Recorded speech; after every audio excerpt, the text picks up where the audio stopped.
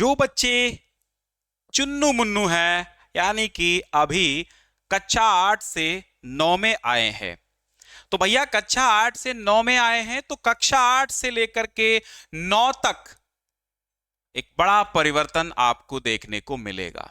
भाई कक्षा 8 में क्या था? बिल्कुल अलग था। कक्षा 9 में क्या है? बिल्कुल अलग है। क्या अलग है? सिलेबस अलग है, एग्जाम पैटर्न अलग है, मॉडल पेपर अलग है, पेपर का पैटर्न अलग है। लेकिन घबराने की बात बिल्कुल भी नहीं है। ज्ञान सिंधु कोचिंग क्लासेस के साथ आप जुड़ चुके हैं, यानी ज्ञान Sindhu UP board class 9th और 10th चैनल पर। हम इसे ज्ञान सिंधु क्लासेस ही कहेंगे क्योंकि उसी का अंग है। तो ज्ञान सिंधु क्लासेस पर आप जुड़े हैं तो आपकी पूरी की पूरी मदद होगी। एक एक चीज, एक एक डाउट क्लियर करेंगे आज की इस क्लास में। आज की दरअसल एक क्लास नहीं है, आज की क्लास जो है वो डिपेंड है पूरी की पूरी कक्षा 9 के हिंदी के नवीन सिलेबस पर। ठीक है कि नया सिलेबस क्या है? तो अकॉर्डिंग टू 2024-25, 2025-26 का सिलेबस बता रहे हैं हम। ठीक है, 24-25 में क्या सिलेबस था, उसी के आधार पर आपको 25-26 का सिलेबस मैं बता रहा हूं। 25-26 में आपको क्या देखने को मिल सकता है, यानी पूरा का पूरा सिलेबस ऐसा हो सकता है, आप समझिए कि क्या क्या चीजें बदलेंगी, क्या क्या चीजें आपको नई पढ़नी पड़ेंगी, किस हिसाब से कौन से चैप्टर्स पढ़ेंगे और कितने अंकों की क्या चीजें आएंगी। ठीक है, क्योंकि कक्षा 8 से मैंने कहा कि 9 थोड़ा सा भिन्न होता है लेकिन कठिन नहीं होता है, यह बिल्कुल मत समझिएगा। ठीक है, अब यहां पर मैं बात करता हूं सबसे पहले तो पेपर का पैटर्न समझो भैया। सबसे पहले पेपर का पैटर्न कैसे समझोगे? सबसे पहले आपका जो पेपर होगा, ये आपका पेपर कैसा होगा भाई? इसके दो भाग होंगे, यानी एक भाग होगा काहे का 20 अंक का। ये 20 देखो, एक पेपर आपको मिलेगा जिसमें 20 अंक का दो भागों में पेपर होगा, खंड आ और खंड बा, यानी खंड एक भी कह सकते हो, आबा कह सकते हो। खंड आ में क्या होगा, मैं यहां पर कायदे से आपको बोर्ड पे समझा देता हूं ले चल के। हाँ, यहां पर समझा देता हूं, समझो। कैसे समझोगे भाई? यहां पर मैं समझा देता हूं आपको। सबसे पहले ये समझिए, आपका जो पेपर होगा कैसा होगा, आपका पेपर कैसा होगा पहले वो समझ लो भाई, क्योंकि पेपर ही समझोगे तभी बन पाएगा। अब ये जो आपका पेपर है, इसमें ये होगा दो भागों में, यानी आपका होगा खंड, कौन सा होगा? खंड आ होगा, और उसी पेपर में हो जाएगा खंड बा। मैं मॉडल पेपर भी समझाऊंगा तब आप समझ जाएंगे। अब आपको समझना है कि खंड आ में क्या होगा और खंड बा में क्या होगा। खंड आ जो आएगा, यानी पेपर आपका कितने का होगा? 70 अंक का होगा। ठीक है, 70 अंक का होगा। ठीक है, प्लस 30 अंक का क्या होगा?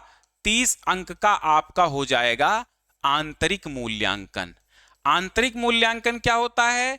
आपने वो आंतरिक मूल्यांकन क्या होता है, आपने वो किया होगा, क्या बोलते हैं, आपने चार्ट बनाई होगी, प्रैक्टिकल किया होगा, तो आपको पता चल गया। जैसे आप प्रैक्टिकल करते थे और चार्ट बनाते थे कक्षा 8 में, ऐसे ही आपको फाइल बनानी होगी, और फाइल बनाएंगे तो स्कूल के ही टीचर आपको उसमें 30 अंक दे देंगे, 28 दे देंगे, 29 दे देंगे, जितना आपने अच्छा किया होगा।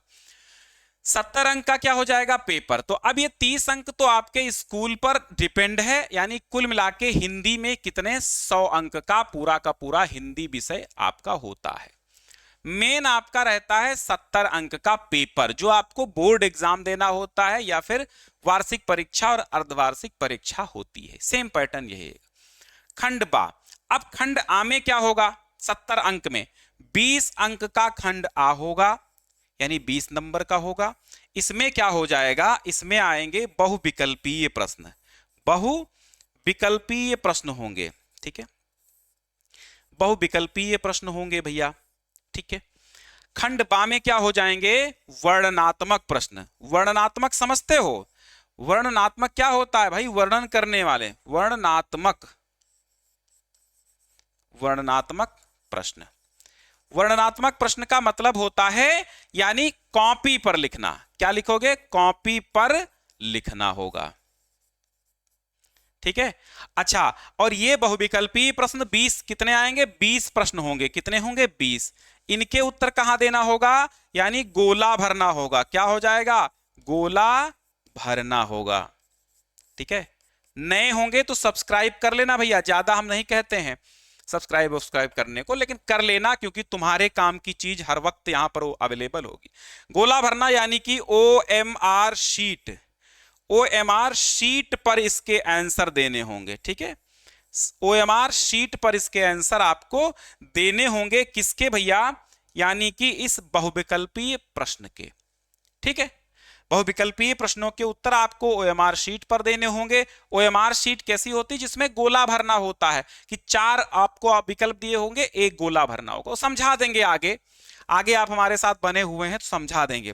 वर्णनात्मक प्रश्न क्या होंगे, ये 50 अंकों के होंगे, यानी 50 नंबर की आपको कॉपी लिखनी होगी। क्या होगी, 50 नंबर को आपको कॉपी लिखनी होगी। तो 50 ये 20 से 70 हो जाएंगे और 30 का आपका प्रैक्टिकल हो जाएगा, स्कूले में अंक मिल जाएंगे।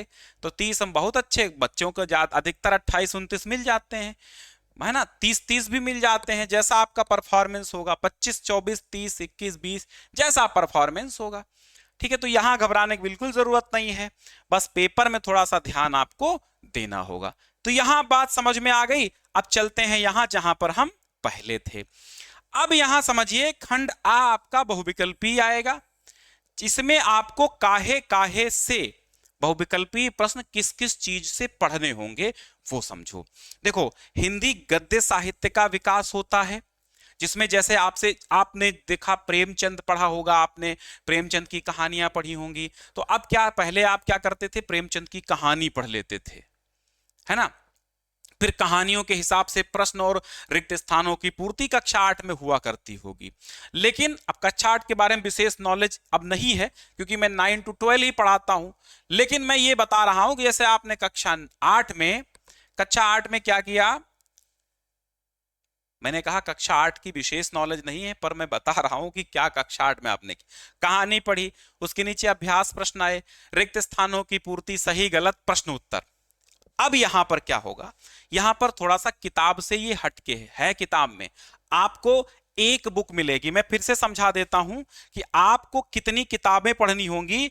आपको हिंदी की एक बुक लेनी होगी। कितनी, हिंदी की एक बुक लेनी होगी। इसमें पार्ट कितने होंगे, एक पार्ट होगा, एक होगा गद्य और पद्य का विकास। ठीक है, उसी में होगा, यानी शुरुआत में, ठीक है, गद्य और पद्य का विकास होगा। ठीक है, और फिर आपका हो जाएगा गद्य खंड। गद्य खंड में कहानी, निबंध, ये सब होंगे।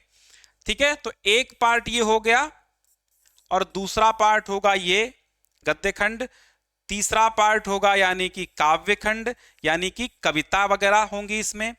चौथा भाग क्या हो जाएगा, व्याकरण का, चौथा भाग संस्कृत का हो जाएगा।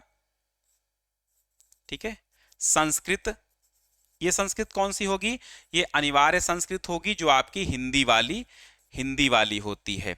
ठीक है, पांचवा भाग हो जाएगा भैया व्याकरण का, यानी इसी में अब यहां पर गद्य के बाद हिंदी व्याकरण आएगी और फिर संस्कृत के बाद संस्कृत व्याकरण आएगी, यानी एक व्याकरण भी पढ़नी आपको होगी। इसी में और पार्ट होंगे, व्याकरण के अंतर्गत ही तमाम चीजें आती हैं। पत्र लेखन हो गया, संस्कृत व्याकरण हो गई, निबंध हो गया, निबंध आपको नहीं पढ़ने, विलोम है, पर्यायवाची है, तत्सम शब्द हो, तद्भव है।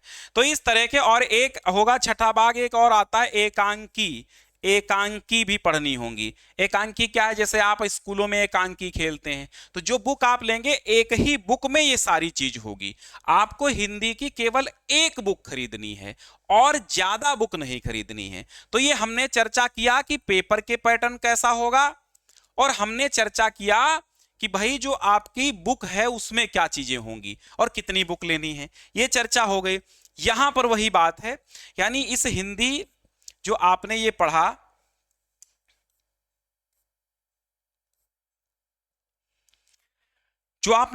कि भाई हिंदी गद्य साहित्य के विकास का संक्षिप्त परिचय, जिसमें आपको भारतेंदु युग और द्विवेदी युग पढ़ना है। क्या पढ़ना है? भारतेंदु युग और द्विवेदी युग पढ़ना है। 3 अंक का आएगा, यानी 3 ऑब्जेक्टिव प्रश्न इस टॉपिक से बनेंगे। और पद्य साहित्य के विकास से आदिकाल और भक्तिकाल पढ़ना है। 3 ऑब्जेक्टिव क्वेश्चन यानी बहुविकल्पी 3 प्रश्न इससे, 3 प्रश्न इससे, 6 बहुविकल्पी प्रश्न इन 2 टॉपिक से बनेंगे। अब ये गद्य के विकास क्या है? हाँ, गद्य का विकास क्या? जैसे आपसे पूछ लिया गया कि हिंदी की पहली कहानी कौन सी है, हिंदी का पहला उपन्यास कौन सा है, और गोदान किसकी रचना है, गबन किसकी रचना है, पंच परमेश्वर के रचयिता कौन है, कविता नीड़ का निर्माण फिर किसने लिखी, इस तरह की जो चीजें हैं ये गद्य पद्य में वो आते हैं। यानी हिंदी का क्या विकास रहा, हिंदी कब से चली, कब से हिंदी हमारे मतलब हमारे हिंदुस्तान में हिंदी का प्रचलन कब से हुआ, कैसे हुआ, ठीक है, और हिंदी में साहित्य कब से लिखा गया, ये सारी बातें इसमें पूछी जाती हैं। क्लियर?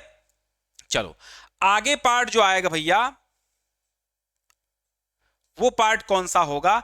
इसी में एक और आपको पाठ पढ़ने को उसी आपकी किताब में मिलेगा, जिसमें सड़क सुरक्षा और यातायात के नियम लिखे होंगे। ये पाठ आपकी किताब में इन गद्य, जैसे हमने बताया कि एक बुक पढ़नी है आपको, उसी में गद्य पद्य के बाद एक पाठ होगा सड़क सुरक्षा और यातायात। सड़क सुरक्षा में कैसे सवाल पूछे जाएंगे? ज्ञानात्मक, बोधात्मक आधारित बहुविकल्पीय प्रश्न आपसे पूछे जाएंगे। कैसे? हेलमेट क्यों जरूरी है, सीट बेल्ट क्यों जरूरी है, लाल बत्ती पे क्या होना चाहिए, हरी बत्ती पे क्या होना चाहिए, है जैसे कहा कि लाल बत्ती है तो क्या करेंगे, तो लाल बत्ती जैसे रोड पे जलती हमें रुक जाना चाहिए।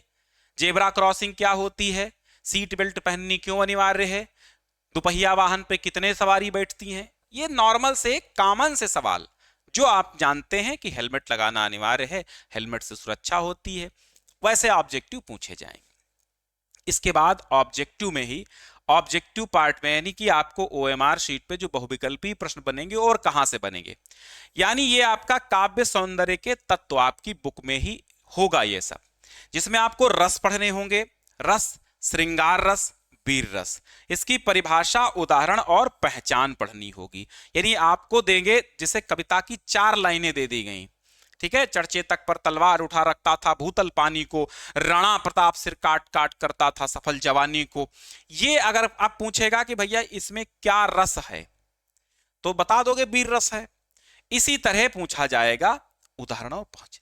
छंद में जैसे आपने रामायण पढ़ा, आपने रामचरितमानस तो आप पढ़ते होंगे, चौपाई दोहा, रघुपति राघव राजा राम, वो आपने पढ़ा देवी पूज पद कमल तुम्हारे, ये क्या है, चौपाई है। तो चौपाई छंद होता है, उसके बारे में चीजें आपसे जब आप पढ़ेंगे तो सब चीजें समझ जाएंगे, सब नॉर्मल सी चीजें आपकी होंगी। शब्दालंकार, अनुप्रास, यमक, श्लेष, ये 3 अलंकार पढ़ने होंगे, है ना। जैसे आपने पढ़ा होगा एक, चंदू के चाचा ने चंदू की चाची को चांदी के चम्मच से चटनी चटाई, ये क्या चाचा चा आ रहा है ना, तो ये कौन सा अलंकार हो गया, अनुप्रास अलंकार। यानी कविता में ही अलंकार पहचानने होंगे, हैं, तो ये अनुप्रास अलंकार है। इससे बहुविकल्पी प्रश्न बनेंगे, यानी एक ऑब्जेक्टिव इससे, एक ऑब्जेक्टिव इससे और एक ऑब्जेक्टिव इससे बनेगा। 3 ऑब्जेक्टिव 3 चीजों से बनेंगे, ठीक है। हाँ, ध्यान से समझोगे तभी समझ में आएगा भैया। थोड़ा सा शेयर कर दो अपने ग्रुप को, जितने आपके ग्रुप के बच्चे हैं जो अभी 9th में एडमिशन लिए हैं, नहीं लेने वाले हैं, हमारे तो सब निःशुल्क क्लासेस हैं, हमारे यहाँ एडमिशन लेने की जरूरत नहीं है। ज्ञान सिंधु क्लासेस आपको ये दिख रहा है लोगो, ज्ञान सिंधु क्लासेस आपको ऐप गूगल प्ले स्टोर पे, जैसे आप गेम की ऐप डाउनलोड कर लेते हो वैसे गूगल प्ले स्टोर पे जाओगे, ज्ञान सिंधु क्लासेस डालोगे तो ये वाला ऐप आ जाएगा, आपको जो नजर आ रहा है ऐसा लोगो होगा ऐप में, वो आप डाउनलोड कर लीजिएगा, इंस्टॉल कर लीजिएगा, रजिस्टर कर लीजिएगा। जब आप रजिस्टर कर लेंगे फिर वहां पर नीचे व्यू कोर्स में जाएंगे, फ्री कोर्स में जाएंगे, तो वहां पर ये सब कोर्स आपको मिलना शुरू हो जाएगा जैसे जैसे और वीडियोस आएंगे। वरना इस चैनल पर सब्सक्राइब कर लीजिए, बने रहिए, तो यहां पर सारी चीजें बताई जाएंगी। अब हिंदी व्याकरण में आपको क्या क्या पढ़ना है, हिंदी व्याकरण शब्द रचना, इसमें क्या क्या पढ़ना होगा, ये 5 अंकों का आएगा, यानी यहां से 5 बहुविकल्पीय प्रश्न पूछे जाएंगे। जैसे वर्तनी तथा विराम चिन्ह, जैसे आपसे पूछा जाएगा वर्तनी कि आशीर्वाद बताओ, ये आशीर्वाद सही है या ये आशीर्वाद सही है, या आपसे पूछा जाएगा ये आशीर्वाद सही है। अब ये क्या हो गया, ये वर्तनी यानी स्पेलिंग हो गई हिंदी की। कौन सा सही है, आशीर्वाद ये सही है, ये गलत आशीर्वाद। आपको बहुत सारी बाइक, मोटरसाइकिल और ट्रैक्टर ट्राली पे वैसा लिखा मिल जाएगा, लेकिन सही ये होता है। विराम चिन्ह क्या होते हैं, जैसे कहा जाए ये क्या है, प्रश्नवाचक चिन्ह, ये क्या है, पूर्ण विराम, ये क्या है, कॉमा है, और ये क्या है, अर्ध विराम, अल्प विराम, ऐसे। ठीक है। शब्द जैसे तत्सम तद्भव हो गए, विलोम हो गए, पर्यायवाची। अब ये विलोम पर्यायवाची तो आप पहले जानते होंगे। तत्सम तद्भव क्या होता है, जैसे शुद्ध शब्द कह दो शुक, शुक क्या है, तत्सम है। और सुआ कह दो, सुआ क्या हो गया, तद्भव हो गया है। ये सब समझाएंगे हम धीरे धीरे, जब आप पढ़ने शुरू करेंगे सिलेबस को हम एक तरफ से स्टार्ट करेंगे। समास, अव्ययी भाव समास, तत्पुरुष समास, है ना। तो ये समास क्या होते हैं, जब पढ़ाएंगे तभी आप समझ पाएंगे, अभी नहीं समझ पाएंगे। तो इस समास यानी कि समास आपको पढ़ने हैं, धीरे धीरे सब जानो। फिर संस्कृत व्याकरण में आपको पढ़ना होगा संधियां, आपको पढ़ने, पहले आप जान ही चुके संधियां क्या है, गुण संधि और दीर्घ संधि, ये दो संधियां पढ़नी है। शब्द रूप में राम, हरि, भानु और अस्मद, ये शब्द रूप क्या है संस्कृत में, जैसे राम क्या है, रामा रामो रामा, रामा रामो, बालका बालको बालका, ऐसे ये शब्द रूप हैं। समास आपको पढ़ने हैं, अव्ययी भाव समास और तत्पुरुष समास पढ़ने हैं आपको। अच्छा, ठीक है, अव्ययी भाव समास और तत्पुरुष समास पढ़ने हैं, वहां समास दोबारा हो गया मुझे लगता है। ठीक है, चलो। धातु रूप में आपको गम धातु, भू धातु, क्री धातु, ये क्या होता है, गच्छति गच्छता, गच्छन्ति, पठत पठता, पठन्ति। कक्षा 8 में आपने संस्कृत पढ़ी होगी तो उसमें लिखा होगा गच्छत गच्छता, गच्छन्ति, पठत पठता, पठन्ति, भवति भवता, भवन्ति। ठीक है, तो ये लट लकार, लोट लकार, विधिलिंग लकार, लंग लकार और लिट लकार में पढ़ने होंगे। 4 अंकों का आपका संस्कृत व्याकरण ये आपका हो जाएगा। फिर खंड बा आता है, यानी पूर्णांक 50 का होगा, यानी जो कॉपी पर लिखने वाला होगा। इसमें क्या क्या सवाल पूछे जाएंगे, देखो यहां पर आपको, जैसे पहले आपको कहानी पढ़नी होगी, जैसे मुंशी प्रेमचंद की आपने मंत्र कहानी पढ़ी। अब मंत्र कहानी का एक गद्यांश दिया जाएगा, उसको आप पढ़ेंगे, उसके नीचे 3 प्रश्न दिए जाएंगे। तो जब गद्यांश पढ़ोगे और उसी गद्यांश से तीनों प्रश्नों के उत्तर ढूंढने होंगे, मिल जाएंगे 6 अंकों में। इसी तरह कविता होगी, कविता का पहले आपको व्याख्या समझनी होगी, संदर्भ समझना होगा, व्याख्या समझनी होगी। ठीक है, तब आपको ये पद्यांश यानी कविताओं के प्रश्न, पद्यांश माने कविता, तो कविताओं के प्रश्न आप तभी समझ पाएंगे जब आप क्या समझेंगे, व्याख्या समझेंगे कविताओं की। ठीक है, यानी कविताओं का अर्थ समझेंगे। तो पद्यांश आधा है, तो इसके बाद आपको एक कविता दी जाएगी, उसके नीचे भी 3 प्रश्न दिए जाएंगे। तो ये काव्य खंड से होगा, 6 अंक यहां पर भी मिलेंगे आपको। ठीक है, चलो। इसके बाद संस्कृत में क्या होगा, संस्कृत में आपको एक गद्यांश एक पद्यांश, यानी एक श्लोक का हिंदी अनुवाद करना होगा, और एक गद्यांश, जैसे संस्कृत का एक गद्यांश आएगा उसका हिंदी अनुवाद करना होगा 4-4 अंकों में। फिर आपको जैसे मैंने बताया कि एकांकी पढ़नी होगी, एकांकी से आपको कहेगा कथानक लिखिए, कथानक यानी सारांश लिखिए। जैसे कोई एकांकी आपने पूरी पढ़ी, फिर आपसे कहा जाए कि उसी एकांकी की स्टोरी सुनाओ, तो ये क्या है, कथानक है। चरिचित्रण, जैसे उसमें आपने दीपदान पढ़ी, उसमें पन्नाधाय का चरिचित्रण करो, तो उसका करो।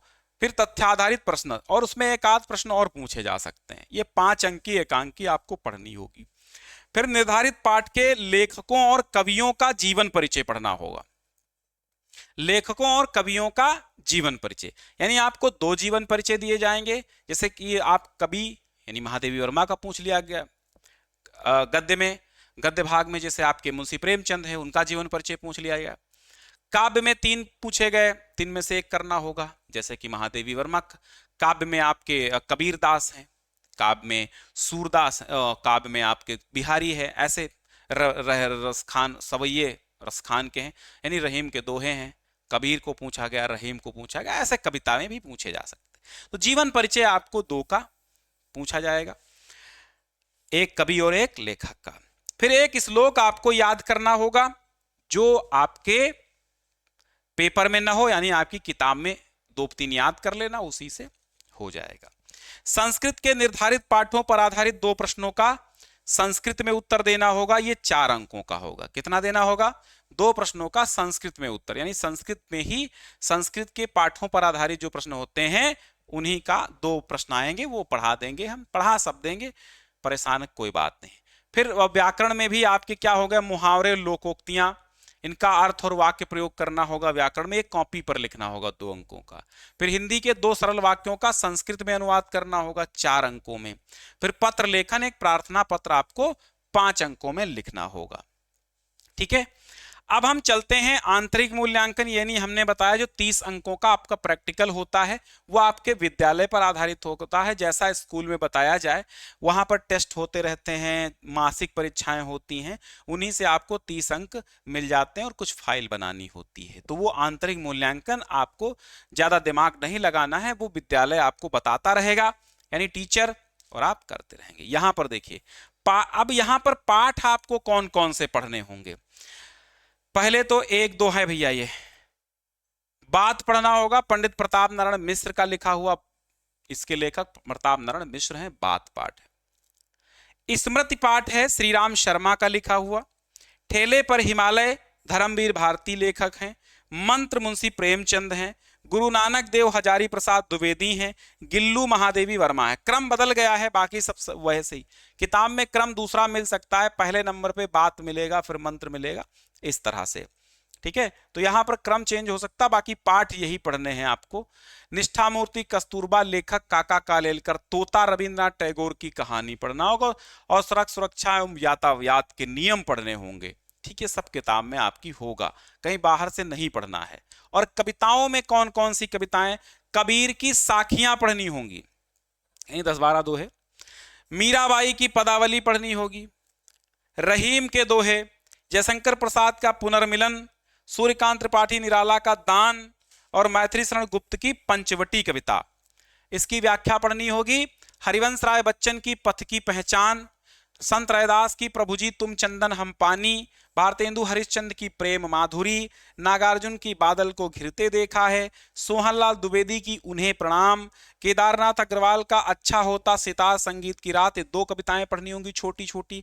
शिवमंगल सिंह सुमन की युगवाणी कविता पढ़नी होगी। तो ये कविता 13 पाठ आपको काव्य में पढ़ने होंगे। ठीक है, और यहां पर संस्कृत में कौन कौन से पाठ होंगे।